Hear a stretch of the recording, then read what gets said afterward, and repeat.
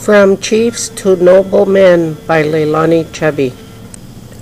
The Quinault people have lived on the western corner of the Olympic Peninsula for thousands of years before their ancient lands were established as the Quinault Reservation. They lived off the land with nature, their spirits acquiring strength from the bonds to the creatures and plants who shared the same environment. In 1775, the first documented contact was when the Spanish ship Sonora came ashore at Point Granville. Other explorers followed, bringing many diseases to the Indians: smallpox, measles, tuberculosis, and death. The Quinault had no formal government. In each village there was a headman or man of high rank, otherwise later known as a chief. There were three social classes: headman or chief, commoners, and slaves. Slaves were stolen from other tribes and owned by the headman of one's village. The more slaves you owned, the higher your status. The cedar tree was one of the most valuable resources, besides fish, to the Quinault people. Large longhouses with gable roofs up to 100 feet were built from cedar planks, beams, and poles. Smaller houses were also built of cedar. Ocean canoes, sealing canoes, whaling canoes, and various types of river canoes were made from the cedar tree. Baskets for gathering, cooking, and storage were made from the roots, limbs, and bark of the cedar tree. Clothing was made from the cedar bark, which was pounded until soft and pliable. Cattail grass and hides were also used. Trade between tribes was common, shown as a woman wearing dentillion shells. At one time, dentillion was used for money and trade.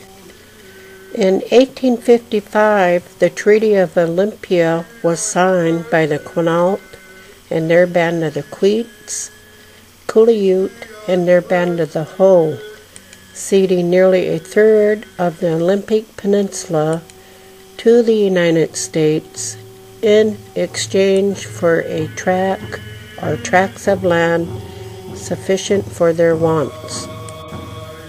In 1907, Congress passed the Quinault Allotment Act, authorizing allotments for other tribal fish-eating groups affiliated with the Quinault Treaty of 1855.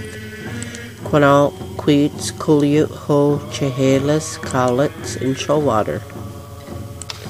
In 1873, the Quinault Reservation boundaries were established by executive order: 189,105 acres. Today, the Quinault Reservation consists of 208,150 acres, 325 square miles of reservation. The Quinault is bound on the west by the Pacific Ocean and 28 miles of preserved shoreline. The Great White Father wanted the people to become farmers, but found the land to be virgin timber. Around 1911, the allotment stopped and was continued in 1924. Giant trees were cut down and cleared to make roads to and from the reservation. The people no longer traveled by ocean canoes and horses, but by automobiles.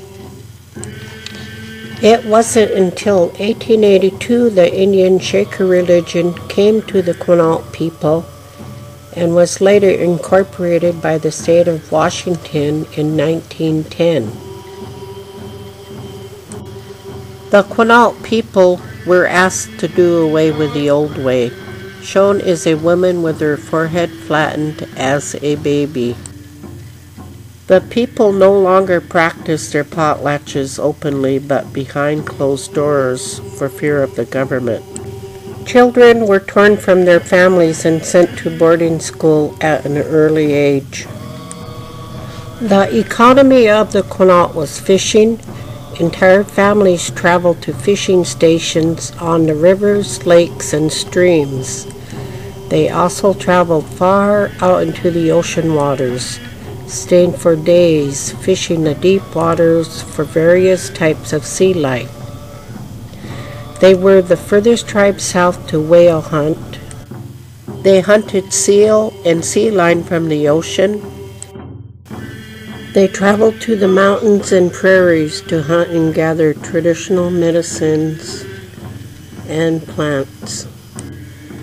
They gathered various types of sea life, razor clams being one of their delicacies. Wood picks and shovels were used to pry the mussels, boots, and other forms of sea life off the rocks. In 1925, the first business committee was elected. Before this, the people were chosen to administer the affairs of the council. A new school was built and homes were erected with running water and sewer systems. Many laws were forced upon the Quinault people. Laws govern one's livelihood and treaty rights. Fishing and hunting were threatened by the settlers. The government wanted control over all resources. In 1956, Squire versus Capelman, the court ruled that the United States cannot tax an allottee's timber profits from sale of allotment timber because the land is still held in trust. Some of the games Quinault people played were slahau, shining, tug of war, wrestling, horse racing, and test of strength, rock lifting, canoe races, and water sports, and a fern game of laughter, pala pala, which means to sprout up. Go up the fern and down, saying pala pala without hesitation. Today, the Quinault people practice their sovereign rights, traveling to sites off reservation to fish, clam dig, and hunt, and to gather traditional medicines and plants. The Quinault Nation is a self-governed tribe. Quinault people are raised to become leaders to represent their tribe with pride. Children are taught at an early age their culture, Quinault language, basket weaving, canoe carving, and family songs and dances. Traditional ceremonies, events, and fish bakes are held throughout the year. Weddings, name givings, canoe journeys, and potlatches with neighboring tribes. Songs by Quinault tribal singers with Guy Capelman, paddle song, welcome song, celebration song.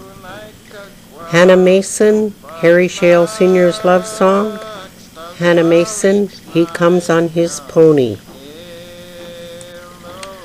Photographs courtesy permission from Quinault Nation Cultural Affairs, Bicentennial, Lisa Eastman, Travis P. Jones, Larry Workman, Harvey Scott, and P.E. Bartram, Dale Northup. Library of Congress, Smithsonian National Anthropological Archives, Washington State University Libraries, Photographers Collins, Mackenzie, Pratt, University of Washington Libraries, Special Collection Division, photographer Edward Curtis and artist Sarah Willoughby, Washington State Historical Society, Morse Collection.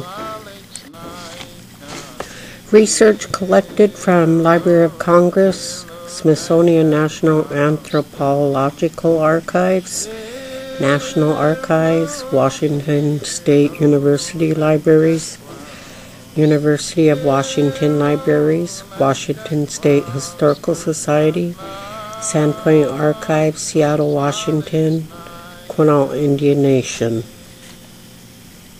Special thanks to the Institute of Museum and Library Service, IMLS, the Association of Tribal Archives, Libraries, and Museums, ATALM, Oklahoma Department of Libraries, and the Quinault Tribe. In memory of Frenchy Mason Chow Chow, grandson of Chief Tohola, August 2011. Thank you, Masi, from the Quinault Nation and LeilaniChubby.